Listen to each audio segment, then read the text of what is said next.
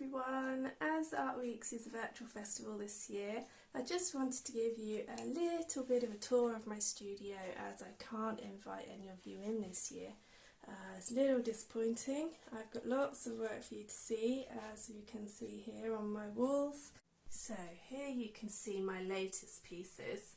This is my Japanese collection. So all of these pieces were inspired by a trip to Japan last September. It was a fabulous trip and I've wanted to go for a very long time. And the reason I've wanted to go is because of this little piece down here, which I call Gold Pavilion. It's a temple in Kyoto. That little piece I did back in 2010 and it got into the 2011 Royal Academy summer exhibition. So ever since then I have wanted to go and see the temple for myself, because that piece was based on a friend's photograph. She went to Japan and came back with all these lovely pictures and let me use some of them to create some artwork. Ever since it got into the Royal Academy, I've always wanted to actually go and see the place for myself, and you can see here this piece, which I've called Kinkakuji, which is the Japanese for Gold Pavilion. That piece I created as soon as I got back from my trip, and you can see how much further I've come along in that time since I created that piece to that piece. I'm really so pleased that I can now create something of that standard when that's where I started. So excitingly, I have submitted this new Gold Pavilion piece plus the Torii Gate up there for the summer exhibition this year. Back in March I got the very exciting news that they had both been pre-selected, but of course that was pre-lockdown and the Royal Academy had to announce they were postponing the show. Hopefully it will go ahead in the autumn instead. They've yet to give us dates, but hopefully I'll be delivering them, and then fingers crossed they might get a shot at actually getting hung on the walls. So that, for me, that would be really fabulous to have had both my Gold Pavilion pieces in the summer exhibition, but we shall see. So let me just show you out into my utility now. This is where I mix all my colours. I'm very lucky to have a separate sink so I don't have to mess up the kitchen sink.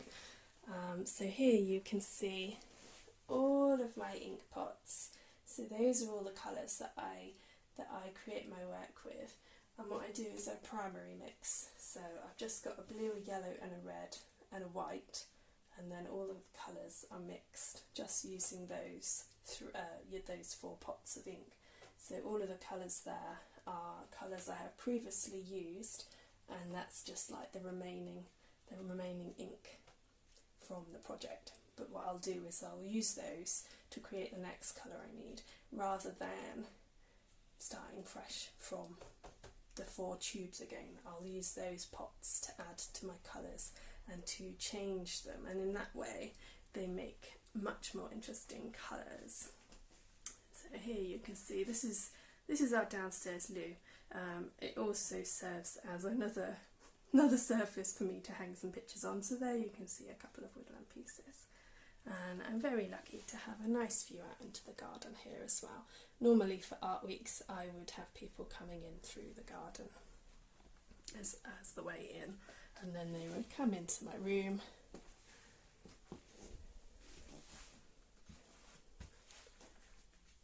and I'd be working away in here.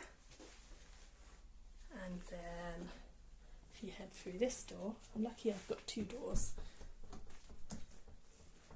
then we're out into the hall. And again, I've got more pictures hanging up out here too. So yeah, I'm glad I've got plenty of wall space because I've got a lot of pictures. So here you can see on my pinboard I've currently got a bluebell piece on the go. It's got 3 layers so far, a blue layer, a lime green layer and a middle green layer. So those are like my test pieces, and then over here by the window you can see a whole row hanging up with some pegs. So that's my edition of this piece. So this is where I normally create my work, on this table. You can see here the lino block for the piece that I'm currently doing, and there's one of my test prints. So all of my prints are reduction lino cuts.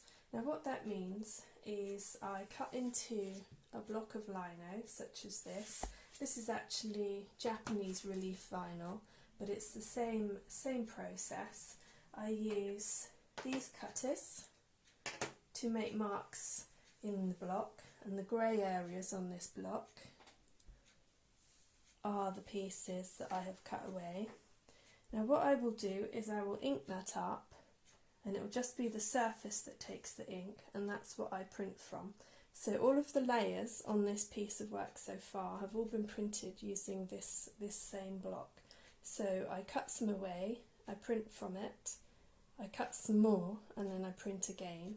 I cut some more and print again. So I'm always just layering the colours up until I've got a finished design.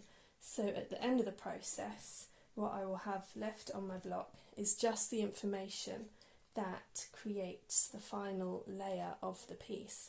All of the other layers will be inaccessible, they'll have been cut away, so in that way I have to create my whole edition as I go along, because I can't go back and create more at the end. So that's why I've got all my edition hanging up ready, because I have to create them all at the same time.